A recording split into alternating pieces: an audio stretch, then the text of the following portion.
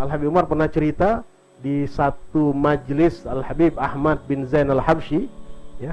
Habib Ahmad bin Zain Al-Habsyi ini seorang wali besar, ulama besar, murid dari Al-Habibul Imam Al-Qutb Abdullah bin Alawi Al-Haddad, penyusun dan pengarang kitab Risalatul Jami'ah, yang kata Al-Habib Ahmad bin Hasan Al-Attas, ya, bahwa orang kalau sudah baca kitab Risalah Jami'ah, ya, dan mengamalkannya, bahkan Habib Ahmad bin Zain juga mengatakan kitab kecil itu, ya, karena dahsyatnya keberkahan yang ada di dalamnya, dan juga karena luar biasa kedekatan pengarangnya kepada Allah, beliau mengatakan man arafaha wa amila biha narju lahu minallah an yakuna min ahlil ilmi zahiran wa batinan. Orang yang paham isi kitab ini, mengamalkannya, aku punya harapan besar, optimis bahwa dia akan menjadi orang yang ahli di dalam ilmu zahir dan dalam ilmu batin. Subhanallah, ya. Jadi ini Habib Ahmad udah luar biasa sekali, ya. Suatu saat beliau sedang berzikir bersama murid-muridnya. Kalau di sana disebut hadrah, ya. Hadrah itu di mana ada majelis, di situ mereka zikir bersama-sama, ya, membaca gosida-gosida, membaca kalimat-kalimat tasbih, tahlil dan lain sebagainya. Ketika sedang berzikir, tiba-tiba macam karpet itu terangkat, ya, karpet itu terangkat, nggak ada angin, nggak ada apa-apa, tiba-tiba karpet itu terangkat, mau terbang gitu, ya. Murid-murid ketika lihat langsung berdiri, sudah mau berdarin itu karpet. Maka kata Habib Ahmad, ijlisu katanya, jangan dihiraukan, biarkan saja. Selesai, majelis selesai, ya. Saat pertengahan majelis, karpet yang mau amburadul tadi tiba-tiba berhenti sendiri, diam sendiri. Ya. Selesai, kemudian Habib Ahmad bilang, ya, kalian tahu kenapa itu terjadi seperti itu, nggak ada angin, nggak ada apa. Ya, ketahuilah, ya sudukum iblis, ya. Iblis nggak senang dengan majelis kalian tadi, karena kalian sedang ingat kepada Allah. Dia cari segala cara untuk memalingkan kalian dari zikir tadi, ya. Sudah nggak bisa ganggu hati kalian, nggak bisa dekat dengan kalian. Akhirnya mereka coba pecahkan konsentrasi kalian, ya, dengan apa? Dengan cari hal yang bikin kalian jadi tidak fokus. Sehingga ketika kalian bangkit tadi, kalau kalian bangkit ngurusin itu nggak selesai itu. Sehingga akhirnya kalian akan terlewatkan dari keberkahan majelis zikir ini. Ya, karena itu kalau pas lagi di majelis zikir, lagi di majelis ilmu, ya, fokuskan hati kita. Ya. Singkirkan semua alaik, singkirkan semua awaik, segala bentuk halangan-halangan, karena kita saat ini sedang berada di hadratul madhkur, di hadapan Allah, ya.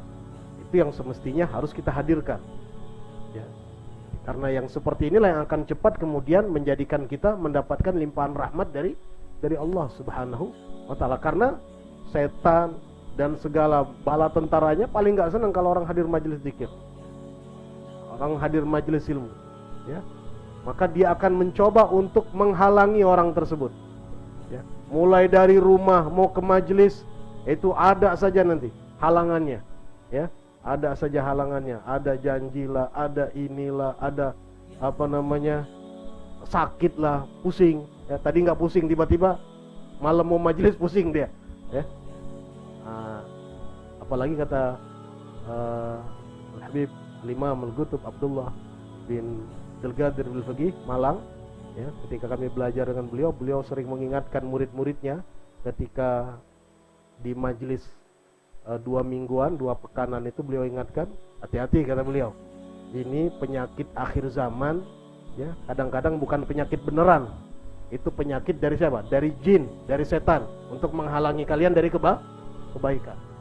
Karena itu kata Habib Muhammad bin Salim bin Hafid dalam kitab beliau Fawaidut Thaminah, kalau kalian akan pergi ke majelis, akan belajar, ya, ketika kemudian ada rasa sakit, rasa tidak nyaman di badan, pusing dan lain sebagainya, penyakit-penyakit ringan, maka paksakan hadir, niatkan litasyafi, niatkan hadir majelis untuk kesembuhan. Nggak usah ke dokter, ya, nggak usah ke dokter. Pergi ke dokter pergi ke rajanya dokter, ya, yang dengan kita hadir ke situ niat minta supaya dia menyembuhkan kita, ya.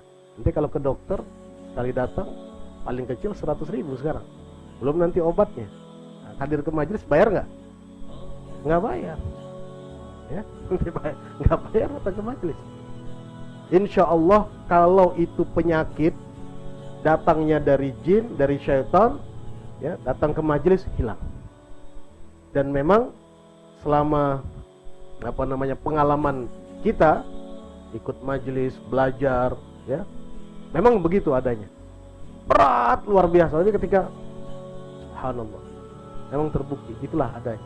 Karena memang setan paling tidak senang orang hadir majelis ilmu, hadir majelis zikir. Ya. Umar juga menceritakan kadang-kadang ganggunya itu sudah nggak bisa lagi, yang hadir majelis sudah nggak bisa, ya, nggak bisa diganggu nih, karena sudah terproteksi dengan pandangan rahmat dari Allah. Iblis sudah nggak bisa dekat. Kadang-kadang iblis apa yang dilakukan? Salah satu caranya dia dekati orang-orang yang lalai di dekat majelis itu. Ya, di majelis itu ada orang lagi lalai, ya, lagi sibuk dengan urusan bisnisnya, urusan duniawinya, lagi segala macam urusan dunianya, dibisikin satu sama lain biar berantem, terjadilah keributan. Nah, orang yang di majelis akhirnya pengen lihat keributan, pengen damai, ya. Sebenarnya tujuannya iblis majelis itu, bukan orang itu. Nah, ini kita juga harus hati-hati, jangan gagal fokus, ya. Ternyata sedemikian luar biasa tidak senangnya, tidak nyamannya, bencinya iblis kepada orang-orang yang zikir kepada Allah. Min syarril waswasil khannas, dari kejahatan. Kejahatan caranya luar biasa ini iblis. Waswas, syarril waswas. Waswas saja udah jahat. Ditambah lagi syarril waswas, buruknya kejahatan daripada syaitan. Kita berlindung kepada Allah Subhanahu wa taala. Karena itu jalan yang paling baik adalah kita mengaktifkan selalu hati kita untuk selalu ingat kepada Allah Subhanahu wa taala.